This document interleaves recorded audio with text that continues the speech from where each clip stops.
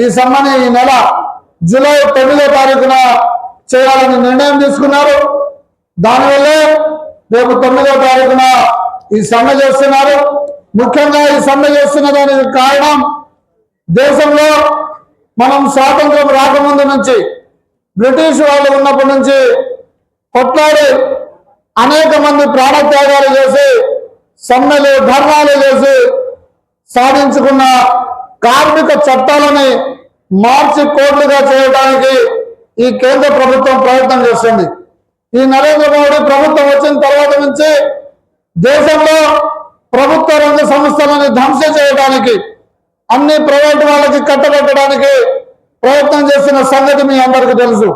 ఇప్పటికే దేశంలో ఉన్న విమానాశ్రయాలు లేవు, అదేవిధంగా షిప్ యార్డ్స్ లేవు, అదేవిధంగా రైల్వేలని నార్త్ సైడ్లో కొన్ని రైల్వే లైన్లను ప్రైవేటీకరణ చేశారు, అదేవిధంగా రహదారులను ప్రైవేటీకరణ చేశారు, బ్యాంకింగ్ రంగంలో ప్రైవేటీకరణ చేస్తున్నారు, ఎల్ఐసిని కుదించారు, బిఎస్ఎన్ఎల్ అసలు కంటికి కనబడకుండా చేశారు, అదేవిధంగా ఆర్డినెన్స్ ఫ్యాక్టరీలను కూడా ప్రైవేటీకరణ చేయడం మొదలు పెట్టారు. ఇంతవరకు చాలా పరిణామాలు. మనం ఏదైతే సింగరేణిలో ఇప్పుడు మనం కేవలం 40,000 మంది కార్మికులు ఉన్నాం. మీ అందరి గతంలో పారిశ్రామిక ఆర్థిక విధానాలు వచ్చే నాటికి 1990లో ఈ సింగరేణిలో 1,16,000 మంది కార్మికులు ఉన్నారు. మేము అప్పుడే అపాయింట్ అయిన వాళ్ళం. కార్మిక సంఘాల నాయకులు కొత్త పారిశ్రామిక విధానాలు వస్తున్నాయి, మనకు నష్టం జరిగింది, మీరందరూ పోరాటం చేయండి అంటే, మాకు ఉద్యోగాలు ఉన్నాయి కదా, మాకేమైంది, మాకేం నష్టం జరగదులే అనుకున్నాం. కానీ మేము రిటైర్ అయ్యే స్థాయికి 1,16,000 ఉద్యోగాలు కేవలం 38,000 ఉద్యోగాలకు తగ్గిపోయినాయి. ఈ ప్రాంతంలో ఉన్న పిల్లలు మనం పర్మనెంట్ ఉద్యోగస్తులుగా పనిచేయాల్సిన వాళ్ళు ఇప్పుడు ఏం చేస్తున్నారు? కాంట్రాక్ట్ కార్మికులుగా పనిచేస్తున్నారు, ఆటో డ్రైవర్లుగా పనిచేస్తున్నారు. హైదరాబాద్ నగరాల్లోకి వెళ్ళి 10,000, 15,000, 20,000కు పనిచేస్తున్నారు.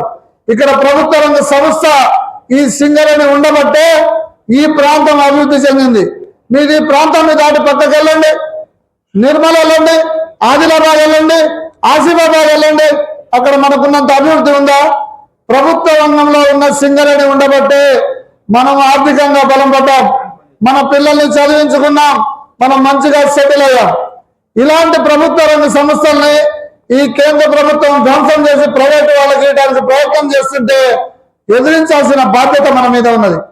ఒక పక్క కరోనా వచ్చి దేశం అతలాకుతలమై కార్మికులు ప్రజలు అందరూ చనిపోతుంటే నరేంద్ర మోడీకి సంబంధించిన అదాని, అంబానీ లాంటి వాళ్ళ సంపదలు కొన్ని వేల రెట్లు పెరిగినాయి.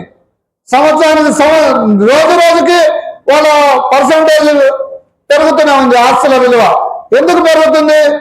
ఏదైతే మన దేశంలో ఉన్న ఆర్థిక వనరులు ఎక్కడైతే ఉంటాయో, అదేవిధంగా మనకు ఏదైతే ఖనిజాలు ఉంటాయో వాటన్నిటినీ ఒకటిగా ప్రైవేటు వాళ్ళకి దారాదత్తం చేయడానికి ఈ నరేంద్ర మోడీ ప్రభుత్వం ప్రయత్నం చేస్తుంది.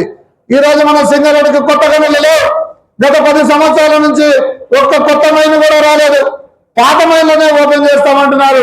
ఇప్పుడు కమర్షియల్ మైనింగ్ పేరు మీదుగా మనకు ఆ మైన్స్ కూడా ఇవ్వట్లేదు. మరి రాబోయే రోజుల్లో మన పరిశ్రమ ఏంటి విధానం? కాబట్టి మీరు గమనించాలి. వీటన్నిటితో పాటుగా ఒక పక్క ప్రభుత్వ రంగ సంస్థల్ని మెల్లమెల్లగా ప్రైవేట్ వాళ్ళకి ఇవ్వాలంటే ఇక్కడ ఉన్న కార్మిక చట్టాలు, కార్మికులకు సంబంధించిన చట్టాలు బలంగా ఉన్నాయి. కాబట్టి దాన్ని నిర్వీర్యం చేయడానికి ఈ నరేంద్ర మోడీ ప్రభుత్వం ప్రయత్నం చేస్తుంది. మీరు గమనించాలి. మనం మేడే అంటున్నాం.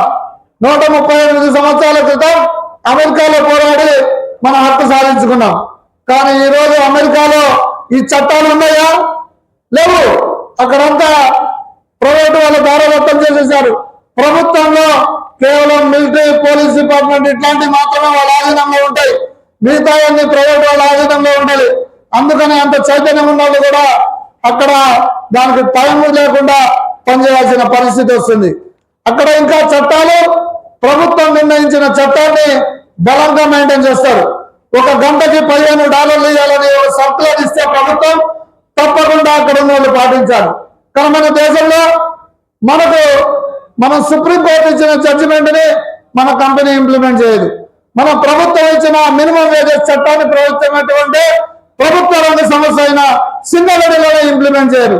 మనకు చట్టాలు ఉన్నప్పుడే ఇన్ని హక్కులు కాలర్ వస్తుంటే మన మాట వినకపోతే ఈ రోజు మీరు చూస్తున్నారు సింగరేణిలో కూడా ఏమంటున్నారు, అరే సింగరేణి కష్టంగా ఉంది, బొగ్గు రావాలంటే 1 గంట ఎక్కువ పని చేయాలి అంటున్నారు.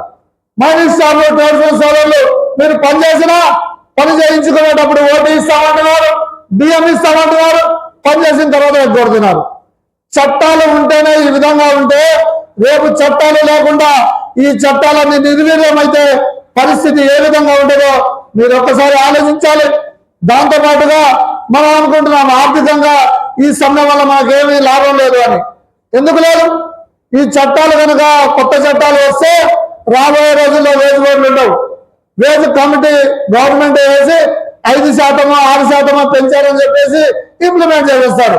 నెగోసియేషన్ ఉండదు, కార్మిక నాయకులతో మాట్లాడేది ఉండదు, ఈ బోనస్లు ఉండవు, రాబోయే కాంపెన్సేషన్ యాక్ట్ ఉండదు, గ్రాట్యుటీ ఉండదు.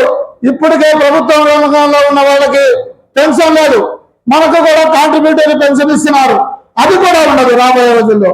ఇవన్నీ పరిణామాలు ఉంటాయి కాబట్టి ఇదంతా ఒక సింగరేణికే కాకుండా దేశంలో ఉన్న అందరూ కార్మిక వర్గానికి నష్టం జరుగుతుంది. కాబట్టి ఈ సమ్మెని అన్ని కార్మిక సంఘాలు, అన్ని ఫెడరేషన్లు అందరూ కలిసి చేస్తున్నారు. తప్పకుండా మీరందరూ ఈ సమ్మెలో పాల్గొనాలి. మిగతా విషయాలు, ఈ చట్టంలో ఉన్న విషయాలన్నీ ఇంకా నాయకులు ఉన్నారు కాబట్టి వాళ్ళందరూ ఆ విషయాలు చెప్తారు. తప్పకుండా మీరు ఈ సభలో పాల్గొనాలి. దాంతోపాటుగా రేపు 9వ తారీఖున మీరందరూ పొద్దున 8 శ్రీరాంపూర్ చెట్టు దగ్గర బస్టాండ్ దగ్గరికి రావాలి.